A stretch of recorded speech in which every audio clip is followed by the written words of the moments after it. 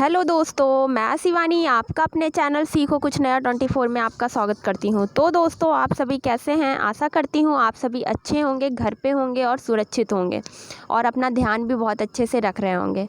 तो दोस्तों, आज हम लोग बायोलॉजी पढ़ने वाले हैं। बायोलॉजी में उत्सर्जन तंत्र आज हम लोग पढ़ेंगे। ठीक है, उत्सर्जन तंत्र में बहुत ही अच्छे क्वेश्चन आज कंप्लीट कराए जाएंगे।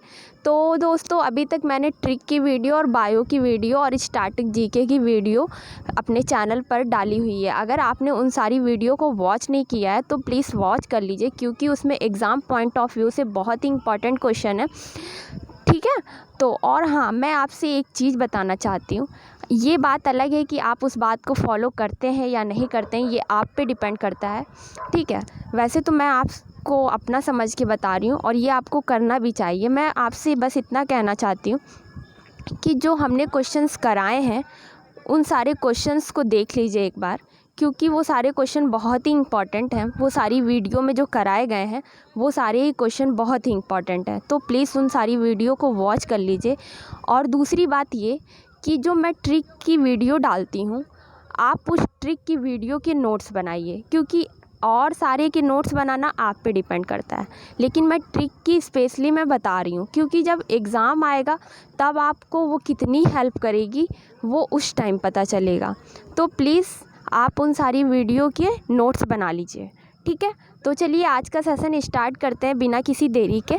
तो चलिए, पहला क्वेश्चन देखिए हमारी स्क्रीन पर आता है, देखिए।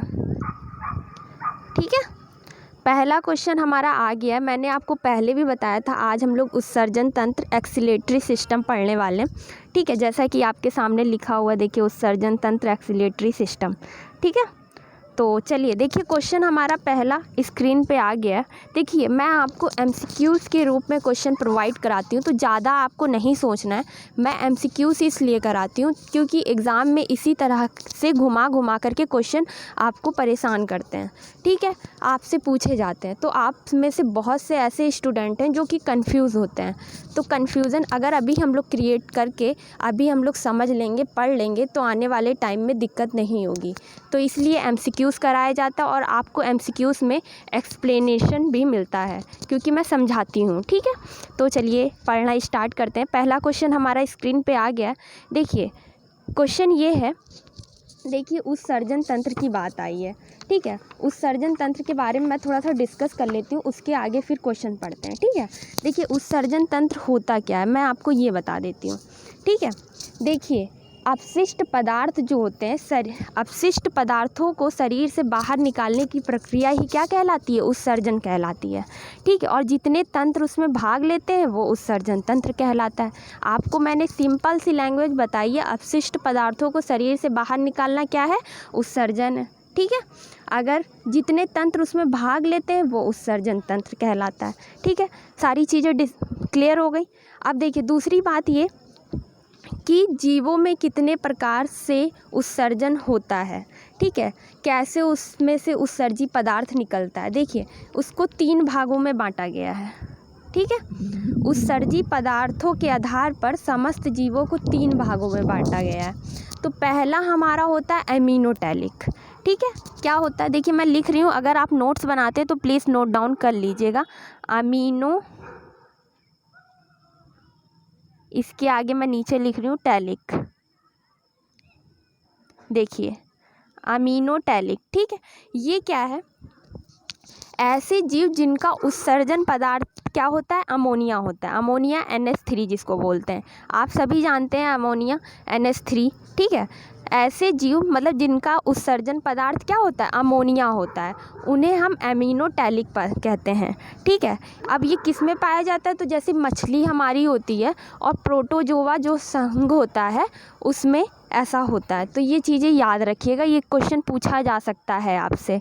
ठीक है, तो अमीनोटैलिक किस में होता है? मछली और प्रोटोजोआ संघ। ठीक है, अब दूसरी मैंने 3 बताए थे ना, तो अब दूसरा देखिए। चलिए देखिए दूसरा क्या है? पहला हो गया, दूसरा क्या? यूरिकोटैलिक। यूरिको और टैलिक। देखिए यूरिकोटैलिक, जिस ऐसे मतलब जीव जिनका कि उत्सर्जी पदार्थ क्या होता है, यूरिक अम्ल होता है।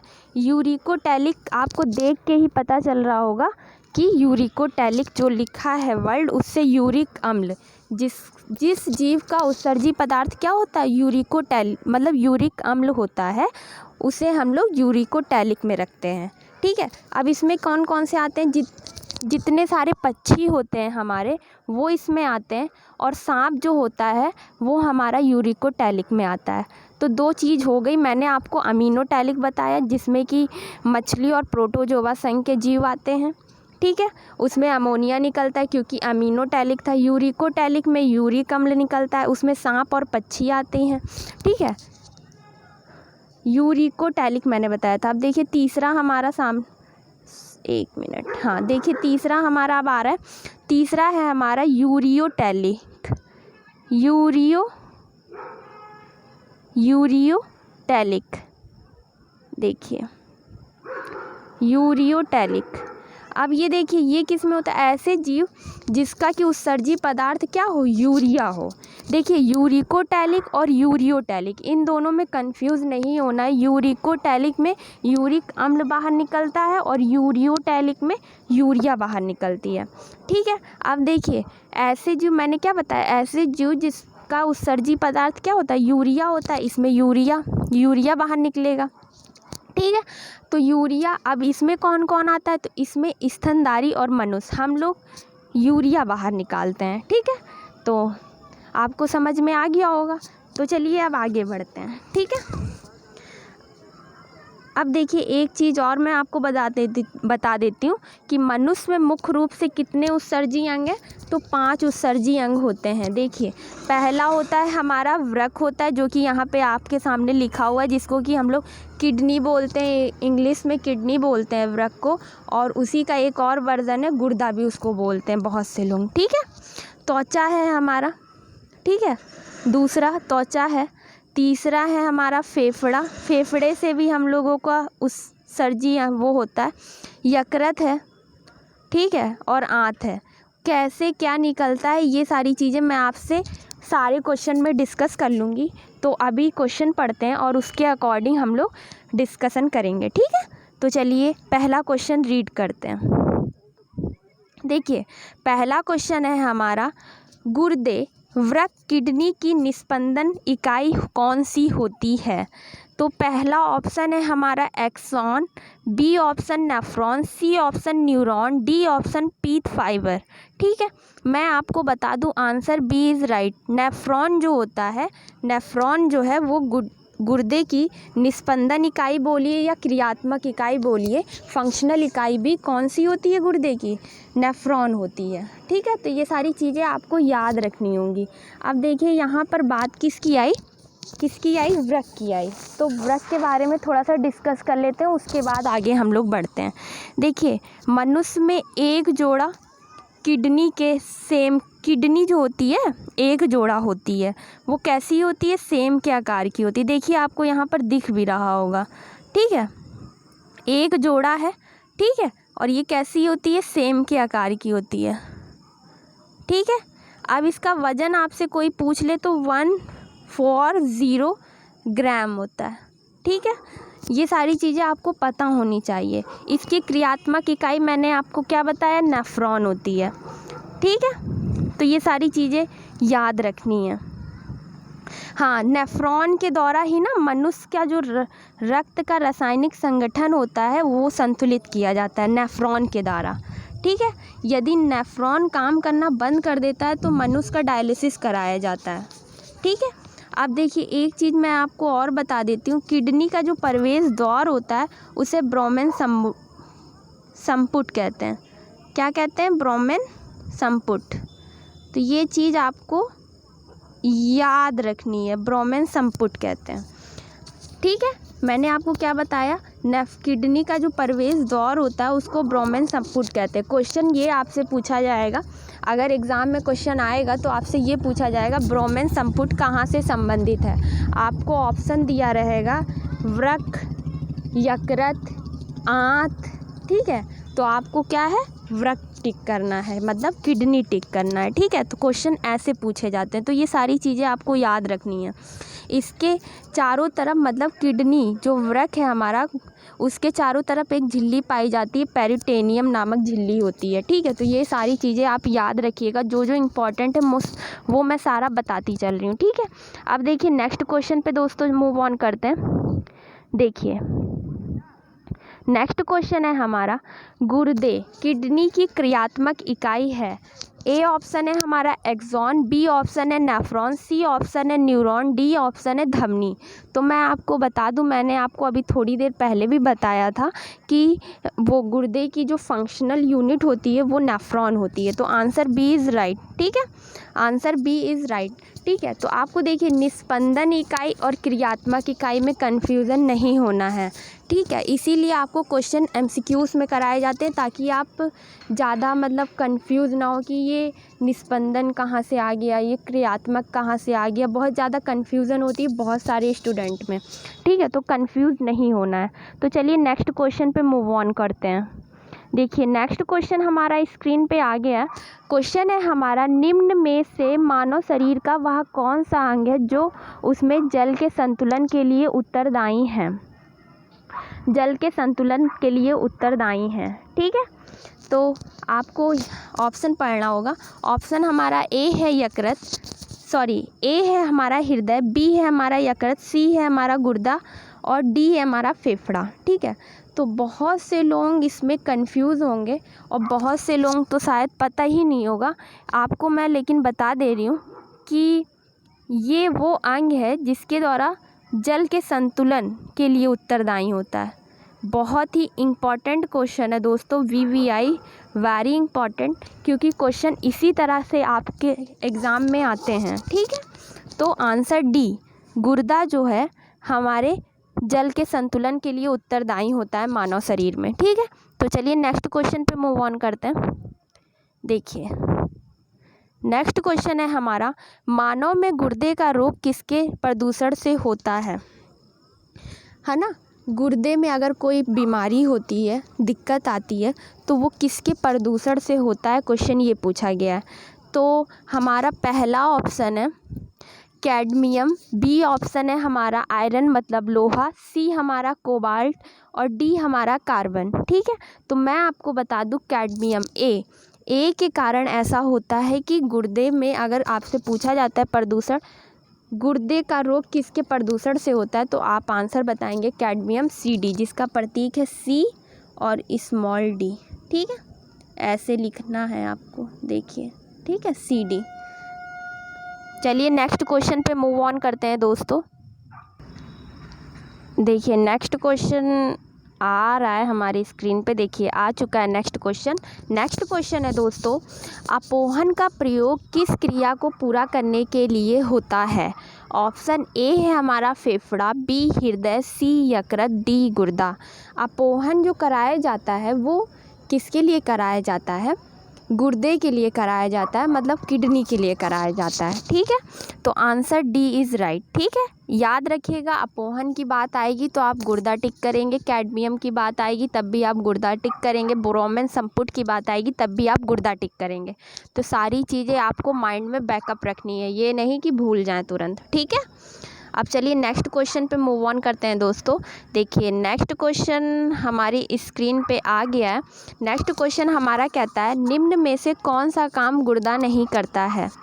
ऑप्शन ए है हमारा रक्त pH का नियमन, बी है हमारा शरीर से उपापचयी अपशिष्ट का निष्कासन, सी है हमारा प्रतिरक्षी तत्वों का उत्पादन और डी है हमारा रक्त में प्रासरणीय दाब का नियमन, ठीक है। तो मैं आपको बता दूं, ए, बी और डी ये सारे कार्य गुर्दा करता है, ठीक है। pH मान का नियमन करता है, ठीक है।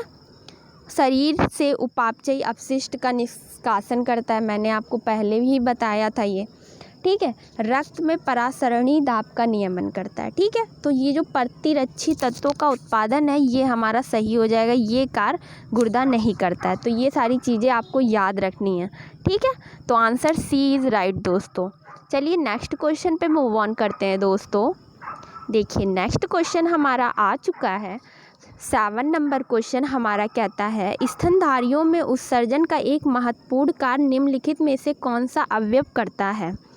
बहुत ही प्यारा क्वेश्चन है, बस घुमा दिया गया। स्तनधारियों में उत्सर्जन का महत्वपूर्ण कार्य निम्नलिखित में से कौन सा अवयव करता है। बहुत से लोगों को पता भी होगा और बहुत से लोगों को नहीं पता होगा, लेकिन जो समझदार हैं वो यहाँ पर ये लाइन देख करके समझ सकते हैं कि इसका आंसर क्या होगा। ठीक है, तो हम लोग ऑप्शन पढ़ते हैं। ए हमारा है बड़ी आंत, बी है हमारा गुर्दा वृक्क और सी हमारा फेफड़ा, डी हमारा जिगर यकृत।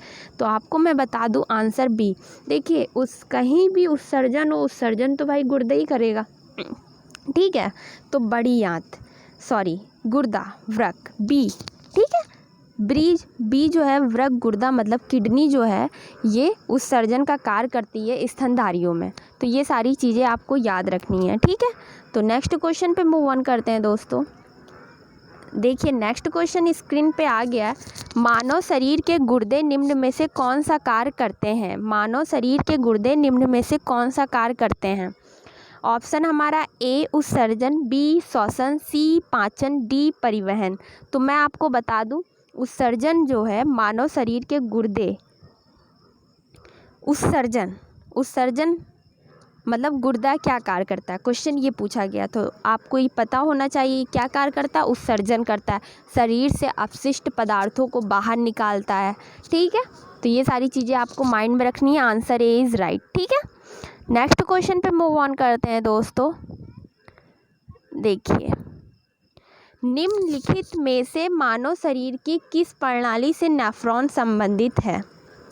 ठीक है, तो ए ऑप्शन हमारा परिसंचरण प्रणाली, बी हमारा उत्सर्जन प्रणाली, सी हमारा जनन प्रणाली, डी हमारा श्वसन प्रणाली। तो मैं आपको बता दूं उत्सर्जन नेफ्रॉन किससे संबंधित है। नेफ्रॉन क्रियात्मक इकाई है किसकी, गुर्दे की। गुर्दा क्या है, गुर्दा हमारा उत्सर्जन पदार्थ बाहर निकालता है, मतलब ये उत्सर्जन प्रणाली से संबंधित है। तो आंसर बी इज़ राइट। ठीक है, नेक्स्ट क्वेश्चन दोस्तों मूव ऑन करते हैं। देखिए नेक्स्ट क्वेश्चन हमारा स्क्रीन पे आ गया। क्वेश्चन है हमारा जब रक्त में नाइट्रोजनी अपशिष्ट जमा होता है तब निम्नलिखित में से कौन सा अंग काम नहीं कर रहा होता है। क्वेश्चन बहुत ही अच्छा है, बस घुमा दिया गया है। क्वेश्चन को समझना है क्या है। जब रक्त में नाइट्रोजनी अपशिष्ट जमा होता है, मतलब रक्त में नाइट्रोजन जनित अपशिष्ट जमा होता है, तो निम्नलिखित में से कौन सा अंग काम नहीं करता है। तो ऑप्शन ए है हमारा यकृत, बी है हमारा फेफड़ा, सी है हमारा वृक्क और डी है हमारा हृदय। तो बताइए क्या होगा, आंसर सी होगा। वृक्क जो है ये क्या है, यही वो अंग है जो रक्त में नाइट्रोजनी अपशिष्ट पदार्थ जमा होता है तो ये काम करना बंद कर देता है, काम नहीं कर रहा होता है। तो ये सारी चीज़ें आपको याद रखनी है। क्वेश्चन बहुत ही अच्छा था, घुमा करके पूछा गया, तो याद रखिएगा ये क्वेश्चन आंसर। ठीक है, मानव वृक्क अस्मरी में पाया जाने वाला प्रमुख यौगिक है। मानव वृक्क अस्मरी में पाया जाने वाला प्रमुख यौगिक है, मतलब अस्मरी समझ रहे हैं, जो पथरी जो नहीं बनती है मानव वृक्क में, मतलब एक पथरी बन जाती है, तो वो किसकी बनी होती है ये पूछा गया। तो ऑप्शन ए है हमारा यूरिक अम्ल, बी है कैल्शियम और कार्बोनेट, सी है हमारा कैल्शियम ऑक्सलेट, डी है हमारा कैल्शियम सल्फेट। तो आंसर सी। ये काफ़ी बार क्वेश्चन पूछा जाता है कि गुर्दे में जो किडनी बनती है वो किसकी बनी होती है, तो कैल्शियम ऑक्सलेट की। Answer C is right. ठीक है, ये क्वेश्चन काफ़ी बार पूछा जाता है, तो ये याद रखिएगा किसकी बनी होती है, कैल्शियम ऑक्सलेट की। ठीक है, नेक्स्ट क्वेश्चन पे मूव ऑन करते हैं दोस्तों। देखिए नेक्स्ट क्वेश्चन हमारा स्क्रीन पे आ गया। क्वेश्चन है हमारा निम्नलिखित में से वह अंग कौन सा है जिससे पानी, वसा तथा विभिन्न अपचय अपशिष्ट उत्सर्जित होते रहते हैं। ठीक है, वो कौन सा अंग है जिससे कि पानी, वसा और विभिन्न अपशिष्ट उत्सर्जित होते रहते हैं। ठीक है, तो वृक्क है ए ऑप्शन, बी हमारा त्वचा है, सी हमारा प्लीहा, डी हमारा लार ग्रंथि। तो आंसर ए वृक्क है जिससे कि पानी, वसा और विभिन्न प्रकार के अपशिष्ट उत्सर्जित होते रहते हैं। तो वृक्क मतलब kidney, kidney. Answer A is right दोस्तों। ठीक है, नेक्स्ट क्वेश्चन पे मूव ऑन करते हैं दोस्तों। नेक्स्ट क्वेश्चन है हमारा, वृक्क का प्रक्रियात्मक यूनिट है। ठीक है, ऑप्शन ए हमारा तंत्रिका तंत्र, बी है हमारा ग्लोमेरुलस, सी है हमारा वक्राणु नेफ्रॉन, डी है हमारा मूत्रवाहिनी। ठीक है, देखिए थोड़ा सा इधर उधर क्वेश्चन करके पूछ लिया गया, तो ज़्यादा कंफ्यूज नहीं होना है। नेफ्रॉन को ही हिंदी में वक्राणु बोलते हैं, तो आंसर सी इज़ राइट। ठीक है, तो आंसर सी वक्राणु नेफ्रॉन जो है वृक्क की क्रियात्मक इकाई बोलिए या फंक्शनल यूनिट बोलिए, क्रियात्मक इकाई बोलिए या निस्पंदन इकाई बोलिए, बात एक ही है। ठीक है, नेक्स्ट क्वेश्चन पे दोस्तों मूव ऑन करते हैं। देखिए नेक्स्ट क्वेश्चन स्क्रीन पे आ गया है, मूत्र बनता है। थोड़ा सा आप डिस्कशन कर लेंगे हम लोग मूत्र के बारे में। देखिए ऑप्शन ए हमारा संग्राहक वाहिनियों में, बी हमारा कैलिसीज में, सी हमारा मूत्रवाहिनियों में और डी हमारा मूत्राशय में। तो ए संग्राहक वाहिनियों में मूत्र बनता है, आंसर ए इज़ राइट। ठीक है, आंसर ए इज़ राइट। बहुत से ऐसे स्टूडेंट हैं जिनको कि बहुत से क्वेश्चन पता होंगे तो वो पूरी वीडियो वॉच नहीं करेंगे। मेरी उनसे रिक्वेस्ट है कि प्लीज़ पूरी वीडियो वॉच करिए, क्योंकि आज पहला दिन है उत्सर्जन तंत्र पढ़ाने का, तो पहले दिन तो क्वेश्चन इजी ही आएंगे, अब दूसरे तीसरे दिन को थोड़ा लेवल हाई होता है। ठीक है, बहुत से ऐसे बच्चे होंगे जिनका मतलब 0 लेवल होगा, तो मुझे उन सबको देख के चलना है ना। तो पूरी वीडियो वॉच करिए, अगर आपको क्वेश्चन आ भी रहे हैं तो प्लीज़ पूरी वीडियो वॉच करिए। हो सकता है ऐसे कुछ क्वेश्चंस आपको मिले जो आपको ना आते हों। ठीक है, तो मूत्र कहाँ बनता है? संग्राहक वाहिनियों में। मूत्र की बात आई है तो मैं बात कर लेती हूँ मूत्र क्या है, कैसे है, कैसे नहीं। अगर आपसे कोई पूछे 24 घंटे में मूत्र कितना यूरिन निकलता है 24 हावर में, देखिए HR मतलब हावर, ठीक है, तो 1.5 लीटर। कितना लीटर? 24 घंटे में कितना मूत्र बाहर आता है? 1.5 लीटर बाहर आता है। ठीक है, मूत्र पीले रंग का होता है, यूरिन पीले रंग का होता है। इसका पीला रंग यूरोक्रोम की वजह से होता है। पीला रंग किसकी वजह से होता है? पीला यूरोक्रोम। ठीक है, अब यूरोक्रोम क्या है? यूरोक्रोम हीमोग्लोबिन के विखंडन से यूरोक्रोम बनता है। अब मूत्र का pH मान कितना होता है? 4 से 5। ठीक है, अब देखिए यूरिन में 95% क्या होता है? वाटर होता है। 95% क्या होता है? वाटर होता है, और 2% में क्या होता है? यूरिया होता है। तो ये सारी चीज़ें आपको याद रखनी है। ठीक है, तो दोस्तों आज का सेशन बस इतना ही, और आपको मेरी वीडियो कैसी लगी हमें कमेंट करके अपना फीडबैक ज़रूर दीजिए। ठीक है, और हमें बताइए आपको पढ़ के कैसे लग रहे हैं, क्वेश्चन समझ में आ रहे हैं या नहीं आ रहे हैं। अगर आपको कोई दिक्कत है तो आप हमें कमेंट करके ज़रूर बताइए। अगर आप हमारे चैनल पर न्यू हैं तो प्लीज़ चैनल को सब्सक्राइब कर लीजिए, बेल आइकन को प्रेस कर लीजिए और लिंक अपने दोस्तों में शेयर कर दीजिए। इतना तो बनता ही है दोस्तों, अगर आप इतना नहीं करेंगे तो फिर बेकार है हमारी इतनी मेहनत। ठीक है, हम भी आप ही के लिए इतनी मेहनत कर रहे हैं कि आप वीडियो शेयर करेंगे ताकि ज़्यादा से ज़्यादा लोग देखेंगे। ठीक है, अगर आप ऐसा नहीं करते तो बहुत गलत बात है। और हाँ, आप लोगों को मेरा प्रॉमिस याद होना चाहिए। मेरा प्रॉमिस ये है कि आप वीडियो देखने के बाद 5 लोगों में सेंड करेंगे। पर डे आपको ये काम करना है। आप देखने के बाद अपने दोस्तों में व्हाट्सअप, फेसबुक, इंस्टा जो भी आप चलाते हैं वहाँ वीडियो शेयर कर दीजिए।